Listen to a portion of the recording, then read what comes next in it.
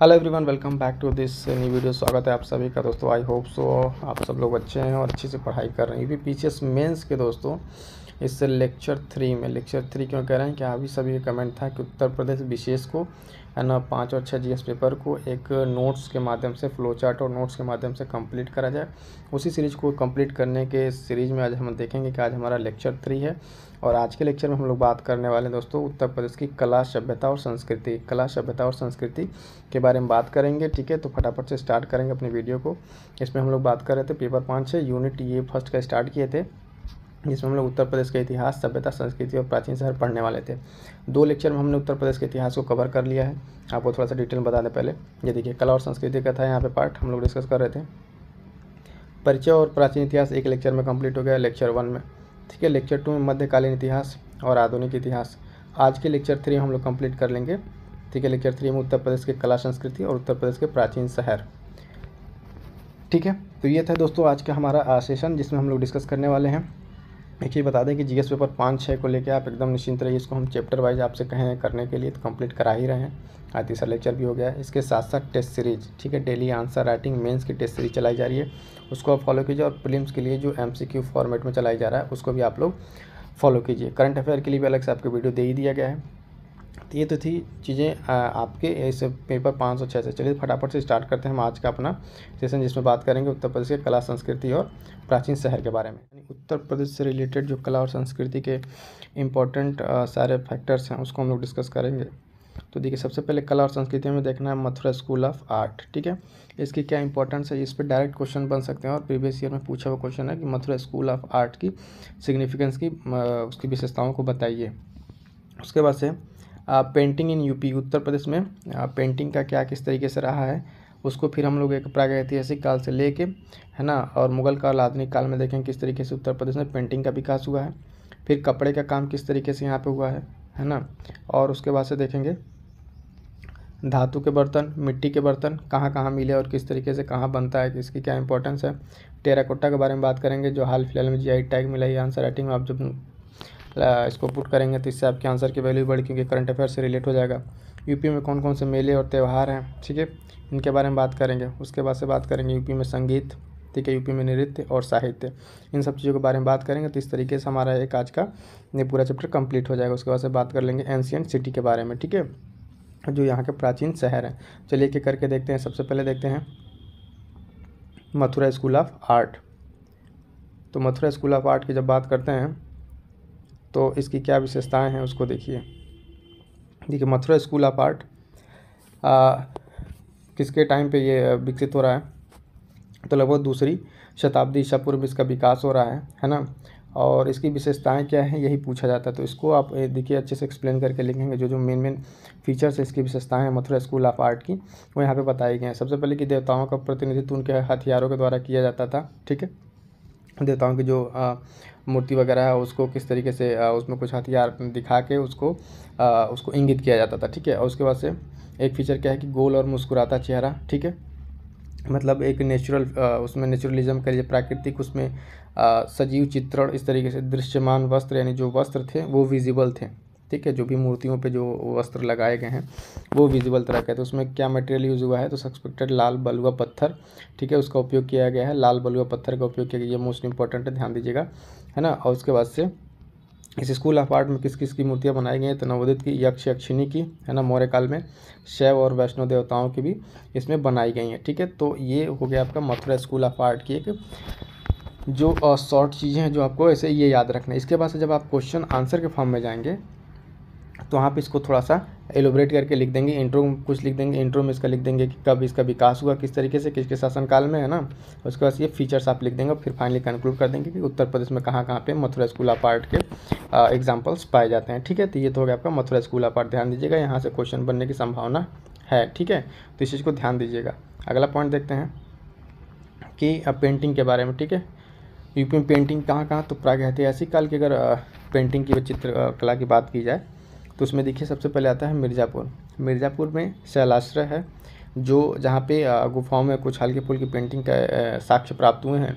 सोनभद्र और चित्रकूट की गुफा चित्रकारी वहाँ से, उसके बगल वाले में जो विंध्याचल रेंज में है वहाँ पे इस तरह की गुफा चित्रकारी मिली है, जिसमें क्या क्या इंगित है उसमें अगर देखेंगे तो शिकार करते हुए, युद्ध करते हुए, उत्सव आदि के दृश्य वहाँ पे इंगित है। ठीक है, बात करेंगे मुगल काल में पेंटिंग के बारे में, तो जहियाग्रा के रिगन बुंदेला पेंटिंग, ठीक है, बुंदेला पेंटिंग, ठीक है, वो यहाँ पे पीक पे था। तो किसके वहाँ पे, ये जहांगीर के काल पे। ठीक है, ठीक, जहांगीर के रीजन में जो बुंदेला पेंटिंग है वो क्या था, अपने पीक पर था। तो यहाँ पे पेंटिंग से रिलेटेड क्या याद रखेंगे, मुगल में जहांगीर का काल, और जो उसकी 2-3 पेंटिंगें हैं उसको ध्यान रखेंगे। ठीक है, आधुनिक काल में अगर बात करेंगे तो गढ़वाल स्कूल आधुनिक काल में पेंटिंग के लिए यहाँ पे फेमस है, यूपी के लिए, यूपी के रीजन में। अगला बात करेंगे कपड़ों को लेकर किस तरीके से यहाँ पे क्या कढ़ाई बुनाई इसमें क्या है, तो उस पर अगर ध्यान देंगे कपड़ों के काम में, तो चिकनकारी लखनऊ का मोस्ट इंपॉर्टेंट। ठीक है, पारंपरिक हाथ की कढ़ाई वाला जो फेमस ड्रेस है, जो इसको जीआई टैग भी मिल चुका है। और ये जरदोजी, ठीक है, ये भी लखनऊ का धातु धागे की कढ़ाई से बना हुआ है। तो इन दोनों को जीआई टैग मिल चुका है। जब भी इस पर क्वेश्चन आएगा कपड़े को लेके या फिर इस तरीके से, तो उसमें जो प्रोडक्ट्स अगर उनको जीआई टैग मिला है ना, जीआई टैग मिला और उनको आप उसमें इंक्लूड करते हैं, तो उससे आपके आंसर की करंट अफेयर से स्टैटिक से वो लिंक हो जाएगा। जो कहता है ना करंट अफेयर से जोड़ के लिखिए इस चीज़ों को।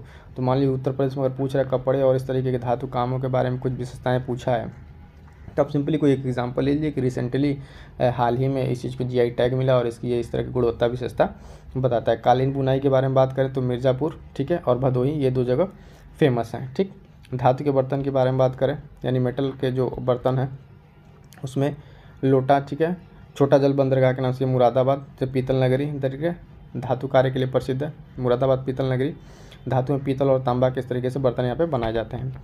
अब बात करते हैं मिट्टी के बर्तन के बारे में। ठीक है, मिट्टी के बर्तन अगर हम देखें तो मिट्टी के बर्तन में देखें दोस्तों, चमकदार मिट्टी के बर्तन, इसमें सफ़ेद पृष्ठभूमि, नीला और हरा पैटर्न, खुर्जा, चुनास और रामपुर की ये जो प्रोडक्ट्स हैं वो काफ़ी फेमस है। जो बेसिकली मिट्टी के बर्तन से बने हैं, खुर्जा वाला, यहाँ से प्रीलिम्स में क्वेश्चन भी बना है खुर्जा के प्रोडक्ट्स के बारे में लेके। चुनार ब्लैक पॉटरी के बारे में बात करेंगे तो इसकी डिज़ाइन थोड़ा जटिल है और सिल्वर पेंट से जड़ा हुआ होता है, और इस पर काबिज उच्च नामक पावेल की चमक है। निजामाबाद में इसकी प्रैक्टिस की जाती है। ठीक है, तो ये इससे रिलेटेड याद रखें, मिट्टी के बर्तनों से रिलेटेड याद रखेंगे। एक इंपॉर्टेंट चीज़ की टेराकोटा के बारे में, तो टेराकोटा के बारे में जब बात की जाती है तो गोरखपुर उसमें पहले नंबर पर आ जाता है। गोरखपुर के टेराकोटा को जीआई टैग मिल गया, जो गोरखपुर के भटहट में एक विशेष प्रकार की मिट्टी से बनाई जाती है। ठीक है, तो ये तो हो गया इसका यहाँ पे टेराकोटा के बारे में। अब थोड़ा सा ध्यान दे लेते हैं मेलों के बारे में। ठीक है, मेलों के बारे में भी थोड़ा सा अलग से मेले और भी डिस्कस कर देंगे। तो यूपी के जो मेले और त्यौहार हैं उनके बारे में अगर हम देखें तो कुंभ और अर्धकुंभ प्रयागराज, काम्पिल मेला काम्पिल में, रामनवमी के अवसर पर रामलीला, ताज महोत्सव आगरा, देवा मेला बाराबंकी, गंगा महोत्सव वाराणसी। अब इन सब के बारे में थोड़ा सा हम आपको डिटेल भी दिखा दे रहे हैं, है ना, जो पेंटिंग्स वगैरह हैं और जो ये क्या कहते हैं, ये टेराकोटा और यूपी मेले त्यौहार के बारे में। संगीत के बारे में बात कर लेते हैं, कौन कौन से घराने हैं। संगीत पे क्वेश्चन बन सकता है संगीत और नृत्य को लेकर। ठीक है, संगीत और नृत्य में भारतीय सांस्कृतिक संगीत, इसकी प्रमुख शैलियों में घराने कौन कौन से, उत्तर प्रदेश के आगरा, लखनऊ, बनारस। ठीक है, ये 3 घराने इंपॉर्टेंट है और इन घरानों के बारे में भी थोड़ी सी और डिटेल में हम लोग बता देते हैं, देखेंगे। यूपी के नृत्य के बारे में बात करें तो यहाँ पे नाटक में नौटंकी, रासलीला, चरकुला आदि। अब इन सब चीज़ों में आप देखेंगे जब इनका आंसर राइटिंग करेंगे तो इनको अगर आप क्या करेंगे, मैप के माध्यम से इनको लोकेट कर देंगे ना, तो आपके आंसर की एनरिचमेंट बहुत बढ़ जाएगी। जैसे किस तरीके से, आप सिंपल अगर बात करें उत्तर प्रदेश के मैप की, तो कुछ इस तरीके से आप इसका मैप बना लेंगे। ठीक है, उत्तर प्रदेश जैसे दिख रहा है, चलिए ठीक है, इस तरीके से मैप बनाइए, इसको बॉक्स में कीजिए, है ना, मैप को बॉक्स में कीजिए। अब यहाँ पे जैसे जब मान लीजिए आपको ये घराना यूपी का बताना है, तो लखनऊ यहाँ पे ऐसे पॉइंट आउट कर दीजिए। ठीक है, बनारस घराना कर दीजिए, आगरा घराना कर दीजिए, ऐसे बना के पॉइंट एरो बना के आप ऐसे लिख दीजिए। तो इस तरीके जब आप करेंगे तो आपके आंसर की वैल्यू काफ़ी इनरिच हो जाएगी। और इस चीज़ को क्या करना है, इसके लिए लगभग हर एक चीज़ में, मतलब जहाँ भी बन सकता है इस चीज़ को आप बनाएंगे। आइए तो देखते हैं, बच गया यूपी में साहित्य, ये नृत्य हो गया। साहित्य की बात करें तो कबीर हैं, है ना, उत्तर प्रदेश साहित्य से रिलेटेड कौन कौन से लोग हैं, तो बाणभट्ट और राजसेठ आदि किताबें और लेखक के बारे में अभी हम आपको आगे बता देते हैं। ठीक है, उसके बाद से एक पहले पॉइंट बता दें, डिस्कस कर दें। ये उत्तर प्रदेश के प्राचीन शहर, देखिए ऐसे करके प्राचीन शहर बात करते हैं। जब प्राचीन शहर की दोस्तों, तो उत्तर प्रदेश में कौन कौन से प्राचीन शहर जो अब इम्पोर्टेंस में हैं, मतलब इम्पोर्टेंस परीक्षा के दृष्टिकोण से। तो देखिए पहले तो बनारस, ठीक है, वाराणसी प्राचीन शहरों में, अयोध्या, मथुरा, कन्नौज, संकिस्सा क्यों, ये बुद्ध वाला जो उनका स्वर्ग से आने और जाने का यहाँ पे जो फर्रुखाबाद वाला रीजन, तो ये उनसे इंसिडेंट श्रावस्ती, ये भी बुद्धिज्म और प्रयागराज।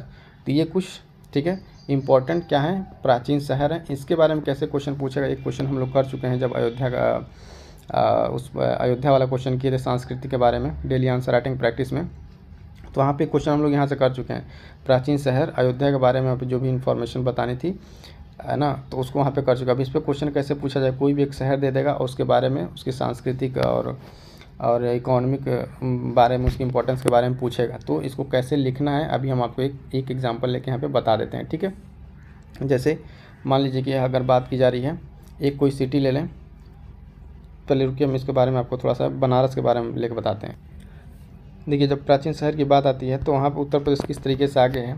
तो यहाँ पे देखिए पहले ये चीज़ है, हिंदू धर्म एकमात्र ऐसा धर्म नहीं है जो यहाँ पे उत्तर प्रदेश में मतलब फला फूला। इसके साथ साथ जैन धर्म, बौद्ध धर्म, इस्लाम भी यहाँ पे पूरे अच्छी तरीके से ना उनका प्रचार प्रसार हुआ है। 24 जैन तीर्थंकरों को बात करें तो 5 का जन्म तो यहाँ उत्तर प्रदेश में ही हुआ है। तो इस तरीके से उत्तर प्रदेश के प्राचीन शहरों की इंपॉर्टेंस बढ़ जाती है। ठीक है, उसके बाद हम आपको बता रहे थे बनारस के बारे में। ठीक है, तो बनारस के बारे में जैसे मान लिया आपको लिखना है तो बनारस के बारे में कैसे कुछ इंपॉर्टेंट बातें बनारस को लेके कि बनारस जो है हिंदू धर्म, बौद्ध धर्म और जैन धर्म का सांस्कृतिक जंक्शन है, क्योंकि यह वह जगह है जहाँ पर बात करें काशी विश्वनाथ मंदिर है ना, हिंदू धर्म के 12 ज्योतिर्लिंगों में से एक स्थित है।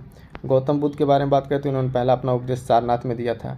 जैन तीर्थंकर है ना, अब पार्श्वनाथ, चंद्रप्रभा, श्रेयासनाथ का ये जन्म हुआ है। और इम्पोर्टेंट चीज़ें इकोनॉमिक क्या इंपॉर्टेंस है कि वाराणसी को देखिए यहाँ पे कल्चरल हेरिटेज में संघाई सहयोग संगठन द्वारा SCO यानी उसकी पहली ये सांस्कृतिक पर्यटक राजधानी बना था। ठीक है, तो ये इंपॉर्टेंस। अब जैसे मान लीजिए अगर आपसे बनारस के बारे में पूछ रहा है, बनारस को लेकर, तो ये क्वेश्चन आंसर जब हम करेंगे तो सारे पॉइंट्स हम लोग मेंशन करेंगे, आपको बताएंगे किस तरीके से बनारस का इंट्रो देंगे है ना। बनारस का इंट्रो देने के बाद से बनारस शहर का उसके क्या क्या फीचर्स हैं सांस्कृतिक, और इस तरीके से ये सब पॉइंट उसमें ऐड करेंगे। और जब बात करते हैं कि किस तरीके से आंसर को एक फ्रेम करना है, यहाँ पर थोड़ा सा आपको हम डिटेलिंग कर दे रहे हैं। उसके बाद से जैसे देखिए कि मान लीजिए बनारस के बारे में बात करना है, वाराणसी। ठीक है, तो इसको जब इस शहर के बारे में इस तरीके से प्राचीन शहर के सारे क्वेश्चन उस पर एक क्वेश्चन बना रहेगा। पिछली बार भी क्वेश्चन था और इस बार भी क्वेश्चन बनने की संभावना है। तो ज़्यादा फोकस रखिएगा बनारस, ठीक है, और अयोध्या पे। किस पे? अयोध्या पे। अब देखिए यहाँ पे क्या है कि बनारस के बारे में जब इंट्रो लिख देंगे, इंट्रो के बाद उसमें उसकी सांस्कृतिक महत्व है ना, उसका सांस्कृतिक महत्व के साथ साथ इकोनॉमिक महत्व, रिलीजियस महत्व और उसका राजनीतिक महत्व, इस तरीके से करके इसको पूरा कंक्लूड कर लेंगे। चलिए बात कर लेते हैं कि जो थोड़े बुक्स वगैरह थे उनके बारे में। ठीक, अब बुक के बारे में जो लेखक थे इंपॉर्टेंट, उनकी थोड़ी रचनाओं को देख लेते हैं। भारतेंदु हरिश्चंद्र की जब बात करेंगे तो उनकी प्रमुख पुस्तकें नाटकों में वैदिक हिंसा, नभोति, सत्य हरिश्चंद्र, भारत दुर्दशा, नीला देवी, अंधेर नगरी। मुंशी प्रेमचंद की बात करें तो प्रेमाश्रम, रंगभूमि, गबन, करमभूमि, गोदान। महादेवी वर्मा एक यहाँ से रही हैं जिनका अतीत के चलचित्र, पथ के साथी, गिल्लू और नीरजा। कबीर के बारे में भी थोड़ा सा नोट कर लीजिएगा, कबीर के बारे में बीजक उनकी इंपॉर्टेंट रचनाएं हैं। ठीक है, तुलसीदास, इन सभी को इसमें इंक्लूड करना है। ठीक है, आगे बात करते हैं। यहाँ देखिए ये रचनाकार नहीं होगा, यहाँ पे लेखक होगा और इनकी रचनाएं। कबीर के बारे में देखेंगे तो उनका बीजक, अश्वघोष, बुद्धचरित, बाणभट्ट, हर्षचरित और कादम्बरी, मयूर, ठीक है, सूर्य शतक, भवभूतिका, महावीर चरित्र और उत्तर रामचरित और मालती माधव, राजशेखर का काव्य मीमांसा। ये सब चीज़ें क्यों बता रहे हैं, जब क्वेश्चन आगे आएगा ना तो वहाँ पर आप देखिए किस तरीके से आंसर, डेली आंसर राइटिंग जो हमारा प्रोग्राम चल रहा है उसमें एक एक आंसर हम लोग किस तरीके से इसको उसमें इंक्लूड करते हैं। कुछ मेले के बारे में बात कर ले तो उत्तर प्रदेश के अन्य मेले और त्यौहार, बटेश्वर मेला आगरा, कैलाश मेला, राम बारात मेला, देव मेला है ना, गंगा महोत्सव वाराणसी, बरसाना, होली मथुरा। इन सबको मैप पे भी हम लोग लोकेट करके आपको बताते हैं कि किस तरीके से आंसर राइटिंग में इसका यूज करेंगे। ठीक है, ये जो कुछ पेंटिंगें हैं, जिन पेंटिंगों के बारे में हम बात कर रहे थे उनको देख लीजिए। पहला जो पेंटिंग यहाँ पर अगर आपको हम दिखाएं, ये चिकनकारी वाला काम था, चिकनकारी और जरदोजी वाला। तो चिकनकारी काम कुछ इस तरीके से ये कपड़ों पर बनता है, उसको बाई फिगर थोड़ा सा याद रखेंगे तो थोड़ा सा याद रहने में आसानी रहेगा। जरदोजी वाला काम देखेंगे, ये भी कढ़ाई किस तरीके से एक रेशम की कढ़ाई वाला था।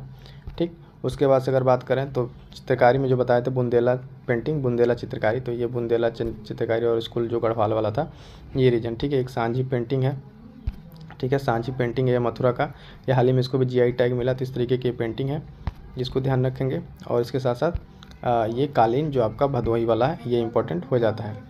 बात करेंगे थोड़ा सा बर्तन और पॉटरी के बारे में, तो ये कुछ पीतल के बर्तन और ये टेराकोटा गोरखपुर वाला जो इम्पोर्टेंट आपको अभी हमने बताया कि टेराकोटा की जो मूर्तियाँ वगैरह हैं बर्तन, ये चीज़ें इंपॉर्टेंट हो जाती हैं। ठीक है, तो ये था दोस्तों आज के हमारे जो उत्तर प्रदेश का, इसमें जो उत्तर प्रदेश का इतिहास और सभ्यता संस्कृति प्राचीन शहर, ये यूनिट इस तरीके से कंप्लीट होता है। आपको बता दें कि हमने ये बता ही दिया था पहले, कंप्लीट कर चुके हैं और ये कंप्लीट हो गया और आज के लेक्चर हमने ये दोनों कंप्लीट कर लिया। ठीक है, थोड़ा सा आंसर राइटिंग के बारे में जो बता दें कि किस तरीके से आंसर राइटिंग करना है यहाँ पे। अब हमने यहाँ पे बताया सीधे आपको फ्लो चार्ट के माध्यम से बताया है। जो फ्लो चार्ट के माध्यम से बता रहे हैं चीज़ें, उसको आपसे ऐसे जो भी है उसको आप तो पहले तो मैप पे बना के दिखाएंगे। ठीक है, एक छोटा सा उसे बता ही दिए कि मैप को आपको यूज करना है उत्तर प्रदेश का। ठीक है, उत्तर प्रदेश के मैप को आप बनाना ही है, तो मैप पे बना कुछ चीज़ों को लोकेट करेंगे और जब जहाँ पे जैसे मान लीजिए मेला के बारे में बता दिया, आगरा का मेला है ना, सुलहकुल मेला, इस तरीके से मेला, तो मेले के बारे में आपको बस वहाँ पे मेंशन कर देना है कि क्या मेला है, कब कब लगता है। कुंभ मेला है तो इसे लिखेंगे कुंभ मेला। ठीक है, प्रयागराज में लगता है, कितने दिनों में, इतने सालों पर लगता है, ये इसकी सांस्कृतिक महत्व है, इसका रिलीजियस महत्व है, इस तरीके से उसको मेंशन कर देंगे। ठीक है, तो आई होप सो दोस्तों कि ये आज का सेशन आपको समझ में आया होगा। और एक चीज़ बता दें कि जो लोग आंसर राइटिंग के लिए ये चीज़ें अभी सेशन मिस किए हैं वो फटाफट से जाके सेशन देखें, क्योंकि यूपीपीसीएस मेंस के लिए दोस्तों बेसिक से आंसर राइटिंग कैसे की जाए, जिसमें मैप का इंक्लूड करते हुए आंसर राइटिंग कैसे करना, चीज़ें बताई गई हैं। यूपीपीसीएस मेंस के लिए किताबें कितनी इंपॉर्टेंट है, पीवाईक्यू कैसे पढ़ें, कौन से बुक से पढ़ें, ये चीज़ें बता दी गई हैं आपको। आंसर राइटिंग के लिए कैसे एक अच्छा आंसर लिखें, उसको एक अलग से वीडियो में डिस्कस किया गया, उसको भी जाके आप देखिए। और साथ साथ दोस्तों मेंस के आंसर राइटिंग प्रोग्राम के साथ और जीएस पेपर 5-6 की तैयारी के साथ प्रीलिम्स में जो आपकी महत्वपूर्ण भूमिका निभा रहा है करंट अफेयर के लिए हमने 1 से 4 महीने के लिए आपको पूरा एकदम 1 साल है ना, 4 महीनों का एक साथ करंट अफेयर रिवीजन का प्रोग्राम आपको यहाँ पे दे दिया है। इसको भी जाइए आप देखिए। आई होप सो कि सेशन आपको पसंद आया होगा। जो भी चीज़ें आपके डाउट्स हैं उसको आप कमेंट कीजिए, कमेंट करके पूछिए, उसको आपको जवाब दिया जाएगा। और ये आप ध्यान रखिए कि पूरे सेशन में इस जीएस 5 और 6 को हम लोग ऐसे यूनिट वाइज कंप्लीट करेंगे और टेस्ट सीरीज के भी प्रोग्राम हम लोग जल्दी उसको शुरू कर दिए हैं और उसको फाइनल भी करेंगे एक आंसर के फॉर्म में, टेस्ट के फॉर्म में। मिलते हैं किसी नेक्स्ट वीडियो में, तब तक के लिए थैंक यू सो मच।